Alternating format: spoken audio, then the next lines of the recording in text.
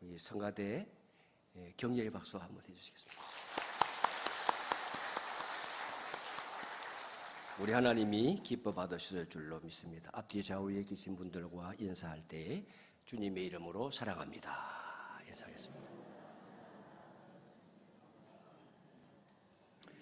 우리 말씀 듣기 전에 하나님 앞에 기도합니다. 하나님 아버지, 이 시간도 사람이 있어서 사람의 말로 전하지만 거룩한 성령께서 전하는 자와 듣는 이 가운데 우리 회중 가운데 같이 하시며 감화 감동하여 주셔서 이 속에서 하나님의 음성을 듣게 하시고 하나님의 말씀을 듣게 하시고 우리 삶의 원리와 표준을 발견하고 그 기준 따라 살아가도록 마음의 새로운 결단과 변화가 일어날 수 있도록 도와주시옵소서. 예수님의 이름으로 기도하옵나이다. 아멘. 여러분, 사람들은 종종 자기 자신에게 묻습니다. 나 같은 죄인도 하나님 앞에서 구원받을 자격이 있는가?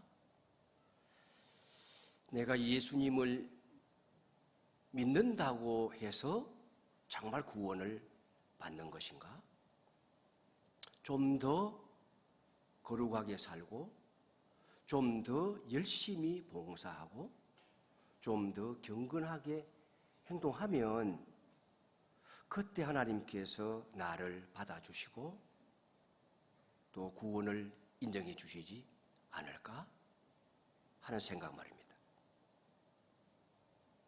매우 중요한 질문입니다. 인간의 구원과 관계된 문제를 다루고 있는 것이기 때문에 근본적인 질문이에요. 오늘 우리가 읽은 본문 말씀은 이 질문을 가진 격렬한 논쟁을 배경으로 삼고 있고 이건 초대교회 때의 문제만 아니라 오늘날 우리에게도 앞으로 다가올 세대에도 똑같은 질문이 될 겁니다. 그런데 오늘 본문 말씀을 읽어가다 보게 되어지면 이 의구심을 아주 명쾌하게 정리해 줘요. 그리고 인간의 구원 얻는 원리를 아주 명확하게 설명하고 있는 것입니다. 인간의 구원은 인간의 어떤 노력이나 선행으로 되어지는 것이 아니고 오직 예수 그리스도를 오직 믿음을 통해서 오직 은혜로만 구원 얻는다라고 하는 거예요. 이 복음에 그 어떤 것을 인위적으로 더하면 그건 복음이 아니고 기독교의 가르침이 아니다. 구원에 이를 수 없다라고 하는 거예요. 그래서 오늘은 이 교회가 생긴 이후에 복음이 전파되어지면서 구원 문제에 혼란을 느꼈던 상황 속에서 교회가 최초로 지도자들이 함께 모여서 회의를 한 이걸 공의회라고 하는데 그 공의회의 결정이 어떻게 내려졌는지 살펴보고 그것이 우리에게 주는 교훈을 생각해 보려고 합니다. 첫째는 복음에 무엇을 더하는 시도는 모든 것을 무너뜨린다고 하는 거예요. 1절 말씀 같이 읽겠습니다. 시작. 유대로부터 내려온 어떤 사람들이 형제들을 가르치되 너희가 모세의 법대로 할례를 받지 아니하면 능히 구원을 받지 못하리라 하니. 여기 유대는 이스라엘을 가리키는 거예요. 근데 이 사람들이 지금 이방 땅에 세워진 최초의 교회 안디옥 교회에 내려와서 가르치는 거예요. 그러면 이 사람들이 상당한 지식을 가진 선생들이었구나 하는 것을 알 수가 있어요. 근데 뭘 가르치는가 하면 모 교회에서 왔으니까 권위가 있는 사람들 아닙니까? 근데 이 사람들이 뭘 가르치는가 하면 예수님 믿는 것은 구원 얻는 데 기본적인 것이다. 그런데 그것만으로는 안 되고 오래도록 유대인들이 지켜왔던 율법을 지켜야 된다. 특별히 할례를 받아야 된다. 할례는 옛적 믿음의 조상 아브라함 때부터 하나님이 그와 언약을 맺을 때에 하나님의 백성으로 삼기 위하여 제시하신 조건이다. 육체의 징표가 있어야 된다. 그러니까 여러분들이 예수 믿는 건 좋은데 그것만으로는 구원에 불완전하기 때문에 할례까지 받고 적어도 모세 오경이 가르치는 율법을 지켜야 된다. 그러니까 지금 우리 유대인들은 예수님 믿고 난 이후에도 전통적으로 내려왔던 율법을 지키고 있는데 너희들도 이전에는 몰랐지만 이방인이었으니까 그러나 지금부터는 예수님만 믿는다고 구원 얻었다고 생각하지 말고 할례도 받고 율법도 지켜야 돼 라고 가르친 거예요. 그런데 이 교회는 이미 영적인 지도자들이 있잖아요. 바울과 바나바가 처음에 거기에서 오랫도록 복음을 전했고 그 다음에 바울과 바나바는 또 다른 지도자를 세워놓고 성령의 인도를 따라 이방 땅으로 복음을 전하라고 해서 1차 선교 여행을 떠났잖아요. 구브로로 가서 비시디의 안디옥 그 험준한 산맥을 넘어 거기에서 이고니온으로 루스드라로 더베로 복음을 전하고 다시 모 교회로 와서 오래도록 또 말씀을 함께 나누고 있는 영적인 지도자가 있는데 이 예루살렘에서 온 지도자들이 그 유대교 전통을 가지고 있는 율법주의적인 신학을 가진 교사들이 와서 가르치니까 이방인 교인들이 혼란스러운 거예요. 아니 이분들이 더 권위 있는 사람들이 아닌가? 그러면서 바울의 가르침과 바나바의 가르침에 대하여 의구심을 가지게 된 거죠. 그래서 이건 복음의 본질에서 벗어나는 것이기 때문에 바울과 바나바가 강력하게 이들과 더불어서 적지 아니한 다툼과 변론을 하면서 성도들이 혼란하지 않도록 가르쳤어요. 그런데도 이게 완전히 의구심이 사라지지가 않는 거예요. 그래서 교인들이 우리는 좀 더 권위 있는 판단을 받고 싶다. 그래서 영적인 지도자인 바울과 바나바를 다른 지도자들을 좀 더 뽑아가지고 예루살렘에 가서 예수님에게 직접 배운 사도들에게 좀 물어보고 와달라. 그래서 예루살렘으로 올라가게 되는 거예요. 가서 이 사실을 알리고 그 교회의 장로님들, 사도들, 지도자들이 모여가지고 이 문제를 의논을 하는 거예요. 그런데 아니나 다를까 예루살렘 교회에서도 이 사람들이 예루살렘에서 왔던 선생이니까 그런데 예루살렘 교회에도 똑같은 생각을 하는 유대인 지도자들이 율법주의자들이 있었던 거예요. 거기에서도 강력하게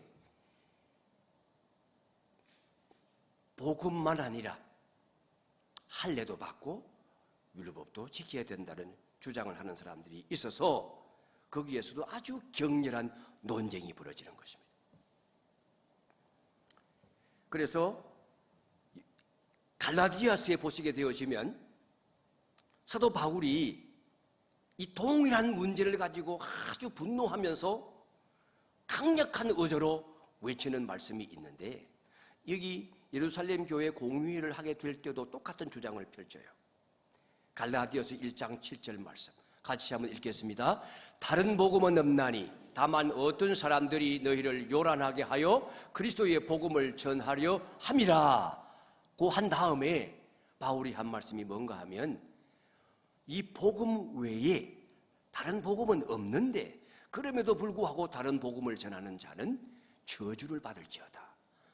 아주 강한 어조로 복음의 뭔가를 희석시키고 더하면서 예수님 외에 믿음 외에 은혜 외에 또 다른 구원의 방편을 말하는 자가 있으면 저주를 받을 것이라고 말할 만큼 아주 강력하게 가르치고 있는 것을 볼 수가 있습니다.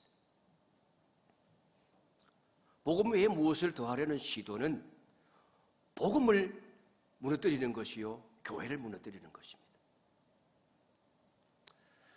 어떤 교회는 지역 교회에서 상당히 영향력을 가지고 있는 교회예요.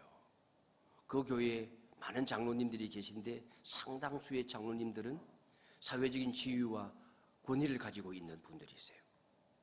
전직 교수님들도 많고 권사님 중에는 대기업 고위 임원들도 계시고 명절이 되면 지역 국회의원이 빠짐없이 나와서 헌금도 하고 인사를 하는 그런 교회였어요. 그러니까 이 교회는 복음 중심으로 모였다고 말하고 복음을 전하는 것 같지만은 실제로는 사회적으로 성공한 사람들을 중심으로 돌아가는 구조가 형성되어져 있는 거예요. 그래서 그 성도님들끼리도 그런 말을 하는 거예요. 어느 장로님은 어느 대학 총장님이셨어. 우리 교회 VIP 명단에는 유명 인사가 많아요. 그분은 기도도 잘하거니와 사회적인 인맥이 매우 넓어요. 뭐 이런 얘기들을 하는 거예요. 그런 분위기를 가진 교회다 보니까 새 가족이 오게 되어지면 내세울 게 없어요. 그러다 보니까 조용하게 출석만 하다가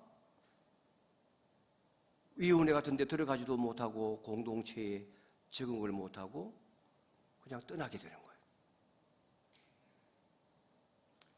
복음이 예수님 안에서 모두가 다 동일하다라고 믿고 말은 하지만은 그 교회 안에는 성공한 사람을 더 귀하게 여기는 이런 풍토가 있기 때문에 세상의 지위나 권세 이게 무슨 장식품이 되어서 교회를 좌지우지하는 그런 분위기가 되고 만 거예요. 결국 이들이 예수님을 바라보지 아니하고 높은 사람만 바라보는 교회가 되어버리기 때문에 복음이 거기에서 점점 약화되어지고 껍데기만 남게 되는 겁니다. 복음은 모든 사람에게 동일해. 교회 안에 귀천이 없어요.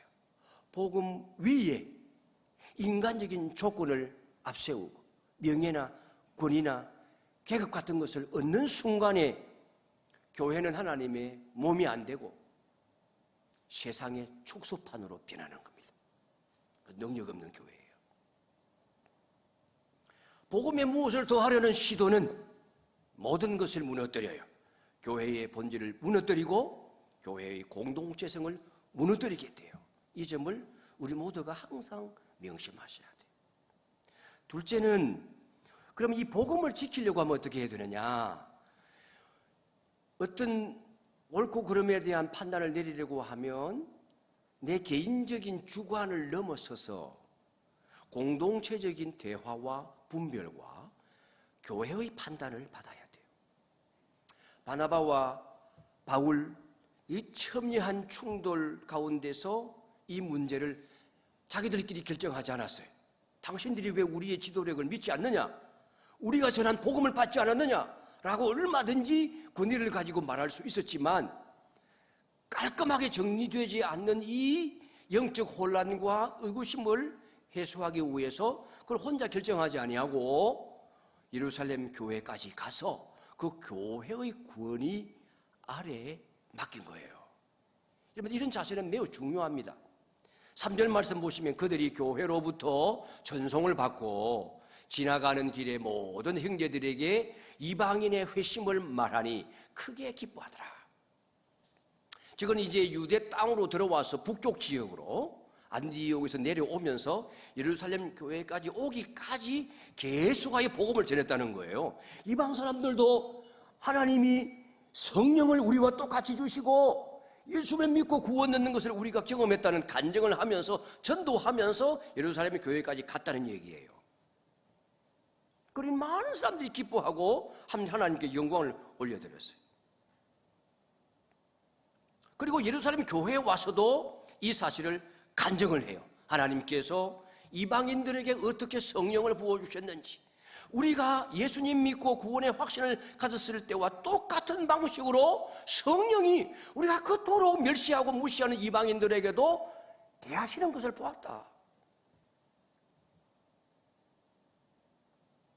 그런데 이 사실을 보고하고 그 다음 이 율법을 지키는 문제, 할례를 행해야 된다고 하는 주장에 대한 토론을 벌이게 될 때에 그 예루살렘 교회 안에도 이 바리새파 출신 신자들이 그와 똑같은 주장을 펼친 거예요. 5절 말씀 보시면 같이 읽습니다. 이방인에게 할례를 행하고 모세의 율법을 지키라 명하는 것이 마땅하다. 이런 율법주의자들이 예루살렘 교회에 버젓이 자리를 차지하고 있었던 거예요. 예수님을 믿어야 구원 얻지만은 우리가 가져왔던 율법과 전통을 포기하지 않고 할례를 받아야 된다. 이런 신학적인 갈등이 이제 생긴 거예요. 교회가 점점 부흥해 오면서 처음에는 성령의 역사로 말미암아 예수 그리스도 중심으로 신앙생활을 해왔는데 점점 이제 신앙의 연조가 길어지면서 이런 문제가 부각이 됩니다. 정체성의 충돌이 일어나게 되어져요. 교회의 전통과 새로운 신학적 해석이 충돌하게 될 때에 교회는 어떻게 해야 되겠는가? 내 개인적인 신앙의 생리나 경험이나 주관적인 생각에 따라서 판단하지 말고 교회 공동체 안에 문제를 내어놓고 함께 대화하고 뜨거운 논쟁을 벌이고 교회가 최종적으로 결정을 내리면 자기의 주관적 생각을 내려놓고 그걸 받아들이라는 거예요. 그걸 모두가 표준으로 삼아야 복음의 순수성이 유지가 되고 교회의 일관성이 있고 질서가 있게 되고 그 일관된 질서 위에 복음이 힘을 얻고 세계를 향해 뻗어나가는 겁니다. 그런 교회가 힘이 있는 교회예요. 근데 여러분, 교회 역사 속에 이런 일치를 이루지 못하고 일시적으로 혹은 다소 긴 기간 동안에 갈등을 일으켜 분열하고 나뉘어진 역사가 많이 있어요. 우리나라에는 찬송가를 새롭게 편집하면서 어느 찬송가의 가사 한 소절, 단어 하나를 어떻게 할 것인가를 가지고 합의를 못 봐가지고 한국 교회가 분열된 적이 있어요. 찬송가를 가지고 나뉘어진 거예요. 성경도 아니에요. 어떤 찬송가인지 아세요? 다음에 한 번 더 자세하게 제가 말씀을 드리겠지만 다음에 설명을 드릴게요. 그 다음에 여러분, 어떤 교회, 서구의 교회 같은 경우에는 성경을 번역하면서 여러분들 가장 편하게 읽는 영어 성경 중에 많이 보편된 성경 중에 NIV 성경이 있어요. 신국제역이라고 그러는데 여러 개의 영어 성경이 있는데 이 NIV 성경을 새로 번역할 때 이게 1990년대, 2011년 그 어간에 일어난 일이에요. 좀 더 현대적인 문화에 맞게끔 번역하는 게 좋지 않겠느냐라고 해서 성경이 지나치게 남성 중심적인 언어로 번역되어져 있기 때문에 좀 젠더 중립적인 언어를 쓰자 그래가지고 번역을 했어요. 그런데 미국의 복음주의 진영에서 엄청난 반발이 일어나는 거예요. 진짜. 그래가지고 교회가 쪼개질 것 같은 상황이 벌어지니까 다시 모여가지고 성경학자들, 목회자, 번역가들이 모여가지고 고민하기 시작한 거예요. 그런데 이 성경 해석의 다양성이 일어나고 또 여러 가지 주장들이 있기 때문에 합의하기가 상당히 어려웠어요. 예를 들면 성경에 형제들아 하는 말이 많아요. 영어로 보면 브라더스예요. 그런데 그건 실질적으로는 남녀 모두를 총칭하는 거거든요. 그러니까 이제 번역하는 사람들이 브라더스라만 넣지 말고 브라더스 앤 시스터스라고 하자. 형제, 자매 여러분이라고 하자. 괜찮잖아요. 그런데 이런 부분에서 이제 갈등이 생기는 거예요. 그 다음에 사람이라고 하는 말도 man 하면 왠지 시대가 흘러가면서 남성에게만 적용되는 것 같으니까 남녀 모두를 포용하는 human beings라는 말을 쓰자. 그런 얘기를 하고 그 다음에 자녀들아 하는 말을 보면 실제 영어는 son이에요. sons라고 되어 있거든요. 아니 그런데 여기에 자녀는 진짜 말 그대로 우리 번역한 자녀란 말 그대로 남녀 모두를 가르치는 하나님의 백성들을 총칭하는 거니까 그것도 역시 마찬가지. sons라고 하지 말고 영어로는 children이라고 하자. 그러면 여자애 남자애 다르다고 하잖아요. 그런 주장을 펼친 거예요. 그러니까 반발이 일어난 거죠. 아니 이게 sons라고 하는 그런 자녀들아 하게 될 때 성경 원어에 아들이라는 말을 쓴 이유는 그 역사 문화적인 배경이 있지 않느냐. 첫째 아들에게 상속권, 장자권을 주는 것.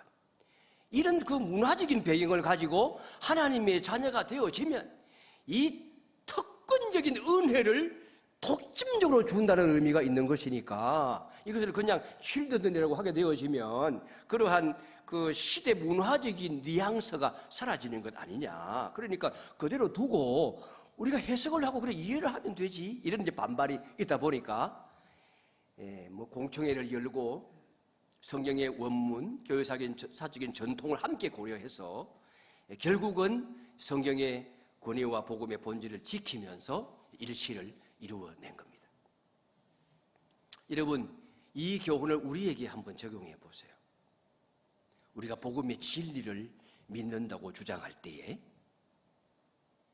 자신의 견해에 집착해서 내가 배워온 신학 전통, 어릴 때 우리 부모님이 나에게 가르친 신학, 우리 목사님이 가르친 신학, 여러분 우리 한국 교회만 해도 교회가 얼마나 교파가 달라요.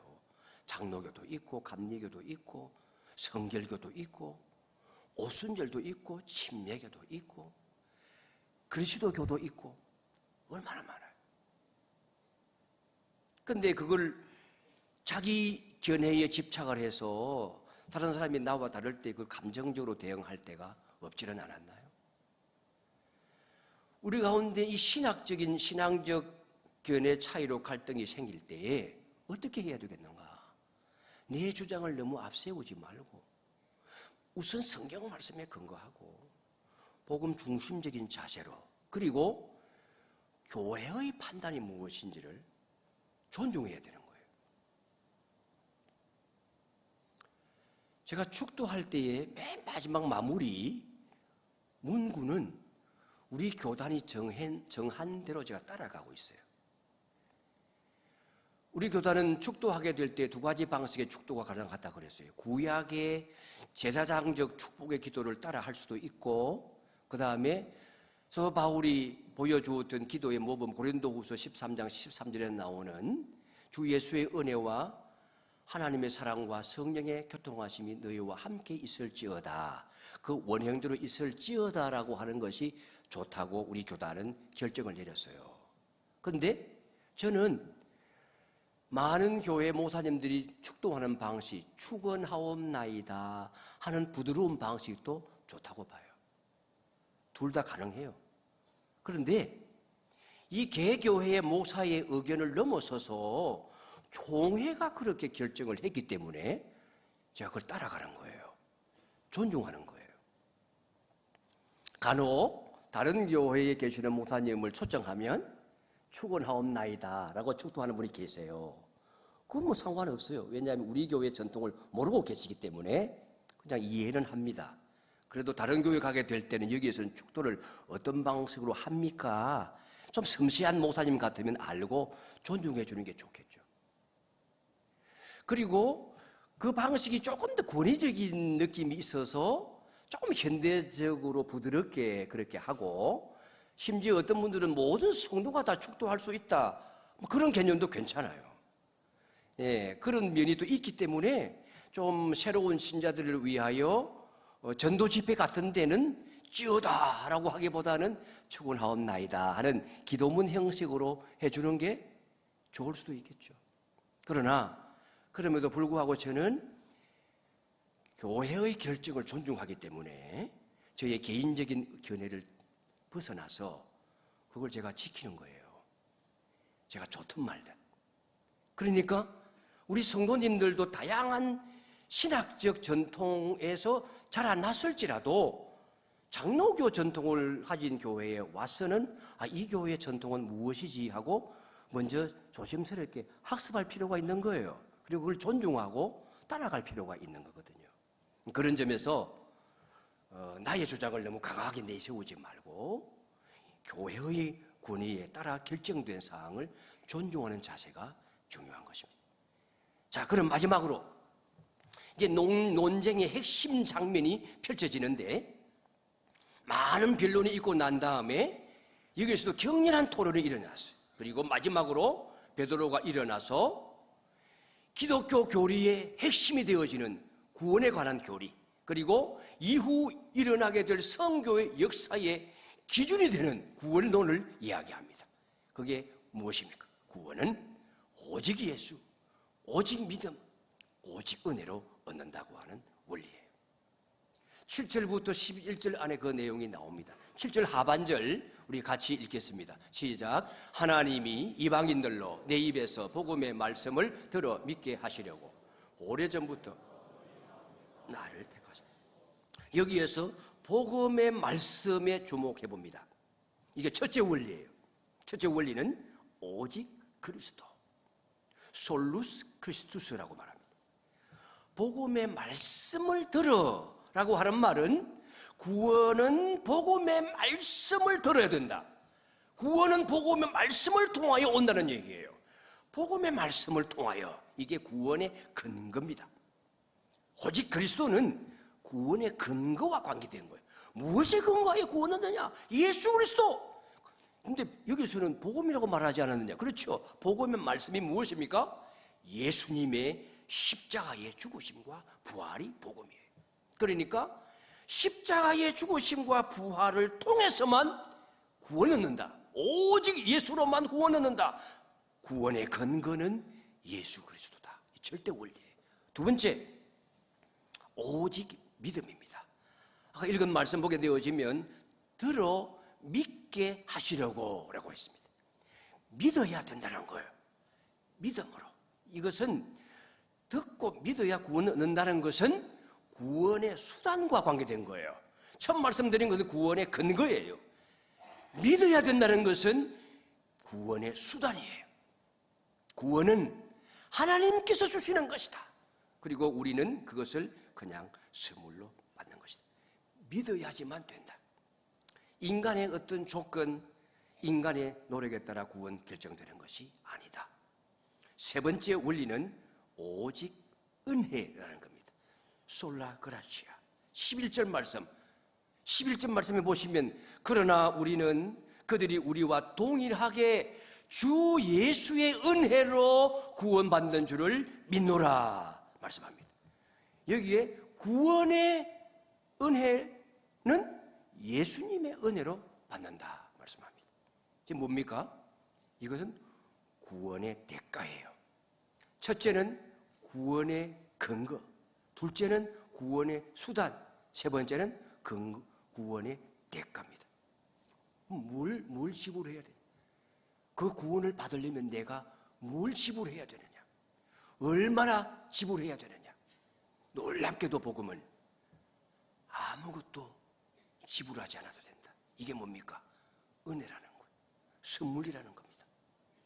저와 여러분은 이미 이 원리에 따라 오직 그리스도, 오직 믿음으로, 오직 은혜로 구원받아서 죄책감에서 벗어나고 용서받은 하나님의 자녀가 된 줄로 믿습니다. 이 믿음 확실해야 돼요. 이 구원의 확신을 분명하게 가지셔야 돼요. 그래서 이런 은혜는 모든 사람에게 예외가 없고 누구에게나 공평하고 동일해요. 8절 말씀해 보시면 이 이방인들에게 그런 은혜를 부어주시는 것 우리에게와 같이 그들에게도 동일해요. 11절 말씀 보면 그들이 우리와 동일해요. 유대인이든 이방인이든 남자든 여자든 자유인이든 종이든 예수님을 메시아로 하나님이 보내주시겠다고 약속하신 구주라고 믿는 사람이면 누구든지 차별 없이 구원받게 된다고 하는 거예요. 존 메가더 목사님이 이와 관련해서 이런 말씀을 하세요. 같이 한번 읽겠습니다. 복음은 은혜의 1%의 행위도 더하지 않습니다. 만약 어떤 인간의 공로가 구원에 영향을 미친다면 그것은 더 이상 은혜가 아닙니다. 여러분, 이 사실을 베드로가 아주 전통적인 유대인이었지만은 성령을 받고 난 다음에 이방인들에게 가라고 해서 가서 복음을 전하면서 몸으로 체험을 한 거예요. 나처럼 율법을 지키고 할례를 받고 선행을 행해야 구원 얻는 게 아니라 오직 믿음으로 너무나 간편하게 성령이 임하고 저들도 기뻐 뛰며 하나님의 자녀가 되는 것을 베드로가 목격을 했잖아요. 대표적으로 이방의 백부장 고넬료에게 가서 복음을 전했는데 성령께서 그들에게도 저들이 받은 것과 똑같은 오순절에 임했던 성령이 임하고 방언이 터지고 기쁨이 충만한 모습을 목격을 했잖아요. 그래서 이 격렬한 논쟁이 벌어지게 될 때에 율법을 지켜야 된다, 너희들도 할례를 받아야 된다라고 말했을 때에 베드로가 이 모든 신앙적인 전도의 그 체험들을 가지고서 강력하게 주장하면서, 여러분 부형들이요, 우리도 이 율법 때문에 얼마나 무거운 짐을 지고 고생을 해왔느냐. 이 무거운 멍해, 우리 조상들도 우리들도 지키려고 노력해 와봤지만은 못 지키지 않았느냐. 아무도 못 지키는 멍해다. 왜 이것을 이들 이방인들에게까지 지우려고 하느냐. 우리도 못 지키는데. 우리가 은혜로 구원받은 것처럼 저들도 은혜로 받는 것이다. 구원의 원리를 우리 분명하게 잡자. 그러면서 제1차 교회회의, 공의회의에서 매우 중요한 구원론의 원리를 제시하는 것입니다. 여러분, 베드로는 이걸 멍이라 그랬어요. 율법, 조상들도 못 지켰고 우리도 못 지키는 것이니 세상 사람들에게도 그런 것 요구하지 말자. 율법은 우리가 지키려고 해봤지만 지키려고 하면 할수록 우리는 실패했고 지키지 못했다. 어쩔 수 없이 죄인이고 매주일마다 다시 가서 제사를 드려 양을 잡고 피를 잡고 소를 잡고 그 피 흘림을 통해서 하나님 앞에 나아가 일주일 정도밖에 유효하지 않는 죄책감에서 자유했을 뿐, 지나고 나면 또 죄짓고 하나님의 은혜가 필요함을 절감하지 않았느냐. 그러니 율법이 우리에게 요구하는 것은 너희는 죄인이다라는 사실을 깨닫게 하는 것일 뿐이고, 죄인이기 때문에 하나님이 만들어 놓은 구원의 길을 찾아가 예수님의 십자가를 붙들면 구원받는다는 것을 알려주는 것, 그게 율법의 기능 아니냐. 그래서 이 율법을 은혜로 대체하면서 우리가 분명한 선교의 원리를 붙잡자, 그렇게 주장을 한 것입니다. 구원의 원리. 그래서 팀 켈러 목사님이 그런 말씀을 하세요. 세상 종교는 우리에게 너희가 하나님께 순종하면 사랑을 받을 것이라고 가르치지만은, 복음은 이미 하나님으로부터 사랑을 받았기 때문에 순종하는 것이라고 가르친다는 겁니다. 이미 받은 은혜 때문에 우리는 하나님 사랑하고 이웃 사랑을 실천하며 사는 겁니다. 그래서 감사하는 마음으로 주님 앞에 나와 주일 예배도 드리는 거예요. 어떤 성도들은요, 매일 교회에 출석을 하고 봉사도 빠짐없이 합니다. 그러나 그 마음속에 늘 불안함이 있어요. 채워지지 않는 그런 불편함이 있어요. 이번 주에 내가 봉사에 빠지면 혹시 하나님이 나에게 실망하지 않을까? 내가 기도를 소홀히 하면 복을 못 받지 않을까? 내가 이런 죄를 지으면 구원에서 완전히 떨어지는 것 아니냐? 지옥에 가는 것 아닌가? 이런 불안감을 가지고 살아가는 거예요. 제가 강도사 쪽에는 그런 집사님이 계셨어요. 집을 사람들에게 세를 주고 거기서 나오는 돈이 제법 되었는데 믿음이 좋은 사람이에요. 그런데 불사 그 월세를 받고 이번 주일날 11조를 드려야 되는데 깜빡한 거예요. 제가 신방을 갔는데 벌벌벌벌 떨면서 하나님께서 벌을 주실 것 같다고 어떻게 하면 좋으냐고 그러는 거예요. 저로서는 좀 어처구니 없는 그런 상담을 받았어요. 아니, 그렇게 불안해하실 필요가 없다고, 우리 하나님은 그런 분이 아니라고 설명을 드리고, 정 그러시면 수요일 날 가셔가지고 강단 위에다가 이름 써서 올려놓으시면 된다고. 그러니 마음이 좀 가라앉는 거예요. 얼마나 믿음의 초고 상태에 있는 신자인지 모르는 거예요. 여러분, 하나님과의 관계를 그렇게 기브 앤 테이크에 주고받는 방식으로 생각한다고 하는 것은 그건 조건부 계약처럼 생각하는 것 아니에요. 우리 하나님과 우리의 관계는 그런 관계가 아니잖아요. 상업적으로 거래하는 관계가 아니잖아요. 안 그렇습니까? 법적으로 심판자와 죄인의 관계는 이미 끝났어요. 예수님 안에서. 지금은 어떤 관계예요? 부자지간의 관계. 부녀지간의 관계, 한 가족이 된 거예요. 여러분들 오시면 하나님을 뭐라고 부릅니까? 하나님 아버지라고 부르잖아요. 그런데 왜 여기는 불안함이 있어요? 하나님이 우리 아버지신데, 하나님의 나라에 호적에 이미 입적을 해두었는데, 양자 삼으셨는데, 예수님과 동등한 양자의 상속자의 권한을 우리에게 주셨는데, 자녀된 권세를 주었다고 했는데,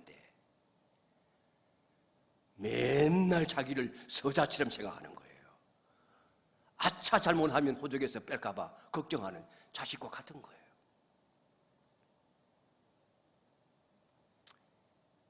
주일마다 교회에 나와서 출석하고 봉사하는 것은 귀한 일이지만은 하나님께 받아들여지기 위해서 해야만 하는 일로 압박감을 가지고 한다고 하면 그건 복음을 오해해도 너무 오해한 거예요.